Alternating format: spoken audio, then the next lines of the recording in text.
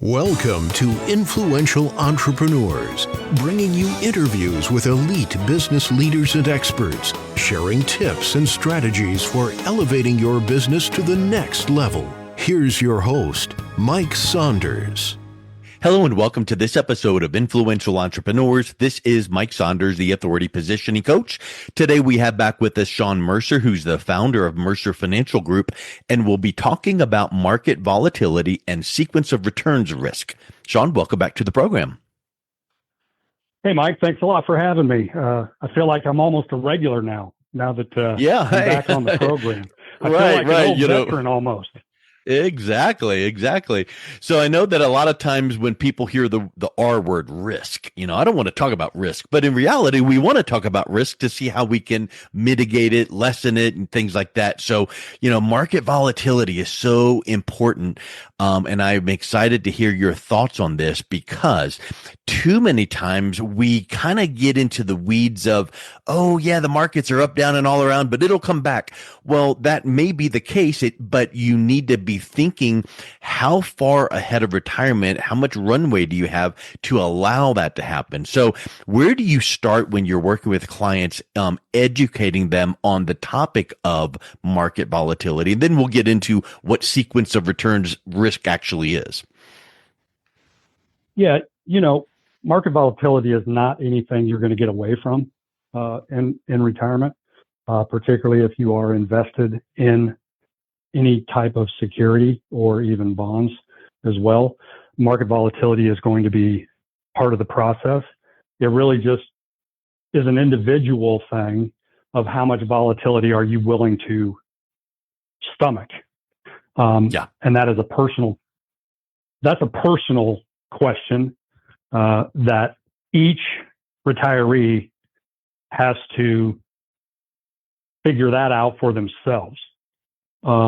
That being said, kind of on our previous podcast, I'm of the belief that a person needs to be invested in some equities for the long haul because they have got to have some horsepower in their portfolio to keep up with inflationary pressure on their portfolio because people are just living so much longer in retirement, oftentimes almost the exact same time frame in retirement as they were in their working career.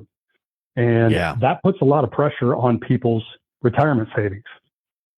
It does. And when you think about volatility, one of the frustrating things that comes to my mind is, if I did a certain action that caused an outcome I didn't like, I won't do that action again. Well, we cannot control the markets. So when we see and experience volatility, we're sitting back as a spectator feeling like we are just having all of this come against us. So if we have the volatility that is happening outside of our control, but there's plenty of time to recover, and the dollar cost averaging concept we talked about last time, if you're in your 20s or 30s, hey, volatility is not that bad of a proposition. In your 50s or 60s, you better start battening down the hatches.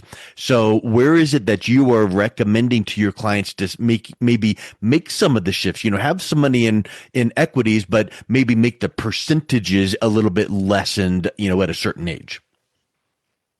Yeah, I think ultimately a person needs to take and look at their retirement as sort of a trifold type of situation. I think you really need to plan for probably 30 years, 35 years in retirement. And so when you're on the front end of that number, okay, you do have the runway, just like you are in your 20s. So you slice up your portfolio into percentages that one of those pieces of the pie is going to be on that 10-year to 30-year time frame. And it's statistically proven that basically an investment that has 10 years worth of time frame is typically going to have enough runway, as you described, to be able to recover.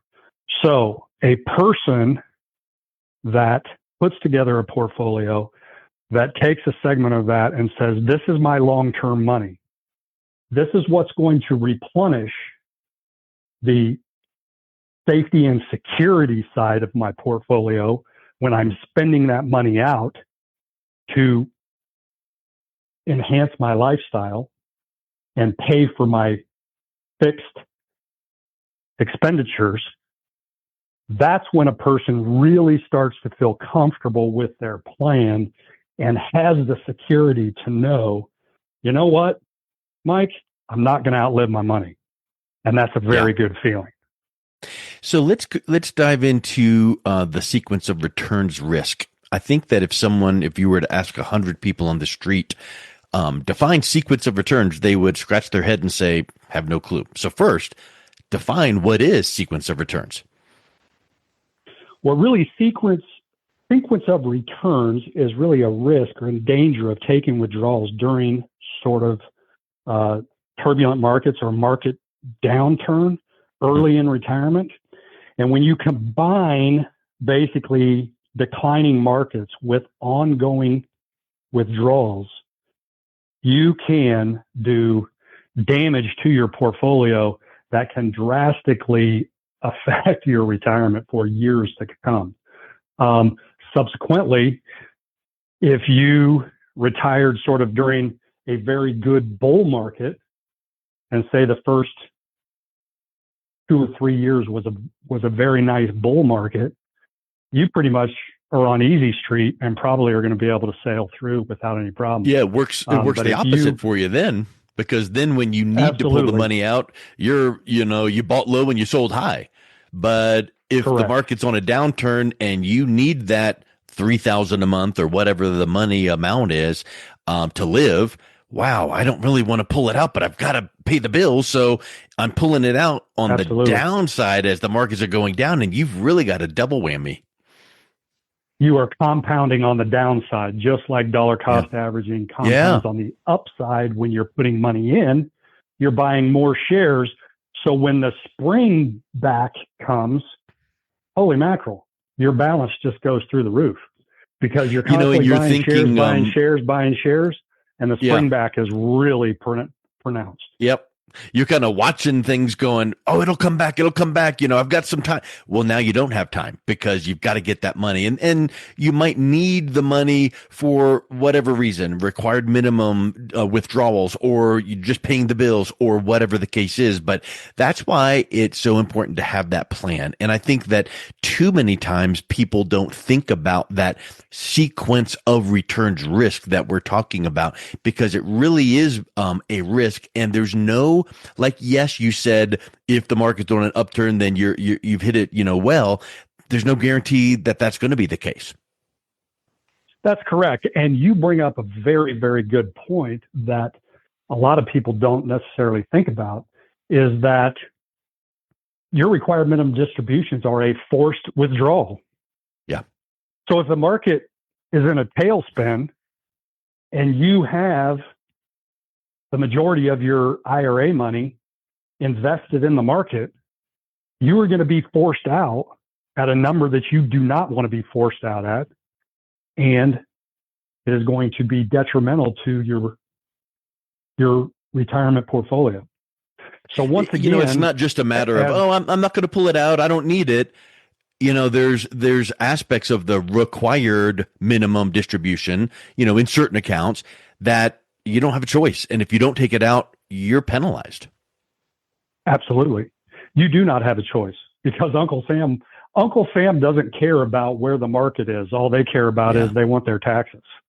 Right. And so, unfortunately, people can get caught into that. And so once again, it kind of brings up sort of mitigating some of the volatility and what are some of the strategies or different asset classes that people can employ to be balanced. And what I like to say is kind of visualize the teeter-totter. And so in the bad years, you never, as I've stated to you before, I never ever want my clients to be in a position of weakness, having to liquidate in a weak position or things are on sale. It's never a good time when you have to put things on sale to sell them. It's much better to not have to do that, particularly when it comes to your retirement money as well. And so you can utilize some safe, guaranteed strategies that are not going to be affected by market risk, that will never lose value, and you can take all of your RMD out of that basket during a declining market. And then when the market does bounce back, you can go over to your equity side and take all of your RMD out of that side. And then if you want to, replenish some of that fixed and guaranteed side. So when the rainy day comes again, which it will, because that's just a proven fact, you are going to be balanced and you're going to be able to sleep at night and you're going to know, hey, I'm not going to, run out of money because I'm not overly invested over here and I'm not overly invested over here. I have got a consistent playing field that I'm utilizing to be very strategic and very smart, because I'm playing a game that is at least 30 years long. And you bring up a good point there about the types of, risk or accounts or money or sectors. And it makes me think of the concept of diversification. And we don't need to get in the weeds of what, specific recommendations would be. But I think that there's misconceptions where people say, oh, I'm diversified because I've got 30 different stocks, but they're all in the tech sector. So you're really not diversified. Or I've got, 20 different stocks and they're all in. And talk a little bit about how you help your clients understand and balance that risk of market volatility and sequence of returns by making sure that they are spread out properly.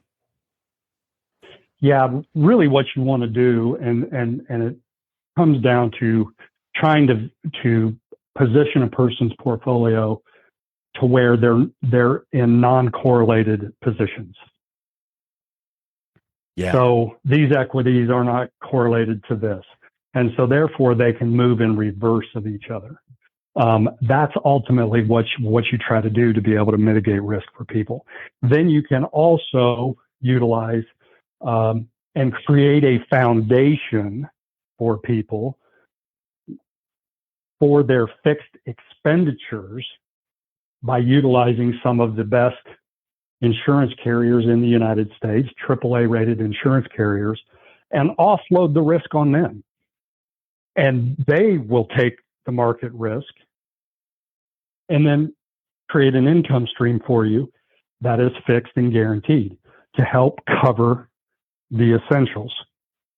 And that has really been a very, very nice strategy for a lot of retired people, that once you've got the foundation covered, then you can utilize some of those equities and some of those positions because it's a longer term time frame and you're going to be able to recover from that. And then that's a really good point. It makes me think of something where if you sat down with someone and said, okay, how much money do you need to literally put food on the table and keep the lights on, like hard living costs? And then what are the other living or expenses that you would like to have? Like, oh, okay, here's fund money and here's vacation funds and whatever the case is. To your point, what you're saying is, why don't we figure out the dire most important dollars that you must have to survive and move enough money over into some guaranteed buckets from some of these reputable sources to where that's covered. You can check that off your mind. And then all the other stuff, if you left it in equities, that's for the fund money, the world vacations or the things like that. And if there's a little bit of volatility, you can weather it because your main living expenses are covered, guaranteed. Absolutely. It's not as complicated as what people think. It's just a matter of being disciplined. And then on top of that, some of this is going to be very, very new to people because they've worked their entire career. They are somewhat knowledgeable because pretty much everybody is dealing with a 401k. So the majority of everything that they are familiar with is all equity based. Yeah. And so then getting somebody to somewhat transition to look at sort of some fixed and guaranteed income sources, because you know as well as I do, unless you're a teacher, a civil servant, something along those lines, you're not going to retire with a pension. So the liability is on you now to create your own pension plan for yourself and your family and your spouse or whoever that may be. So in doing so, you are going to now be the administrator of that plan. Yeah. And I don't care who you are. Everybody wants to have a little bit of a baseline that they know this is guaranteed. I've got this coming in. I mean, just think of your paycheck. There's not a whole heck of a lot of people that just want to go out there and, work and not know what they're going to have coming in. And so people are going to have Social Security. That obviously is one leg of that foundation. And then from there, utilizing what you have in retirement and appropriating it into specific different asset classes to do specific things. Each asset class is a tool on its own. And I kind of liken it to, you certainly are not going to hammer a nail with a saw. You're going to hammer a nail with a hammer. Yeah. And so therefore, every single one of these asset classes will do what they need to do, and they will do it extremely efficiently as long as it's designed to do that task. But you can't have an asset class, for example, you can't have an asset class such as a fixed income CD and expect it to perform at double digits. Yeah. It's not going to happen. It can only do what it's programmed and designed to do. And it brings up a final thought that I'd like to run by you. I think a lot of times we all as Americans feel like we're self-sufficient and let's just get her done and as fast as possible. And when we start thinking like, oh, I've got this much money in my whatever 401k or whatever account, and I'm going to retire in whatever years, let me just go and Google how to best and what. The problem with us trying to do things on our own and figuring it out is, boy, we'll have shiny object syndrome, and you need to have someone that knows the lay of the land, asks you the right questions, can guide the process. Talk a little bit about having a professional like yourself that can help guide that and bring some good clarity to the equation, what that does for peace of mind. Well, I think ultimately what differentiates us, Mike, is when you've got roughly 30 years worth of experience, you've seen a lot of different situations come through your doorway. And so you're able to maybe see some potential speed bumps in the road and really try to mitigate that for the client before it actually happens. Whereas if you are the one sort of researching it out, trying to do it on your own, potentially what happens is it becomes too much of an emotional decision.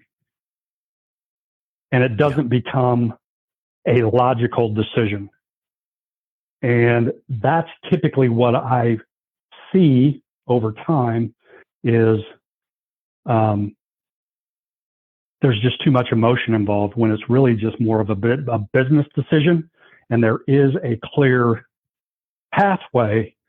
It's just a matter of when you're staring at it yourself, it's very tough to make that jump, if that makes sense. Oh, yeah. Yeah, it makes total sense. Yep. Well, I tell you, talking about volatility and sequence of returns here, this has been really helpful to get some clarity around that. If someone is interested in learning a little bit more and maybe putting some guardrails around their retirement to make sure that they can weather through those storms, what's the best way they can reach out and connect with you, Shawn? One of the best ways to do that is they can just go straight to our website. That is www.mercer, MERCER, F as in Frank, G as in George.com. So mercerfg.com. And they can connect with me there and or any of the staff, and we'll be more than happy to set up a one-on-one consultation and answer any of the questions that they may have. Excellent. Well, Shawn, thank you so much for coming back. It's been a real pleasure chatting with you again. It's been great, Mike. I really appreciate it, and I certainly hope you have a blessed day, and thanks once again for having me on. You've been listening to Influential Entrepreneurs with Mike Saunders. To learn more about the resources mentioned on today's show or listen to past episodes, visit www.influentialentrepreneursradio.com.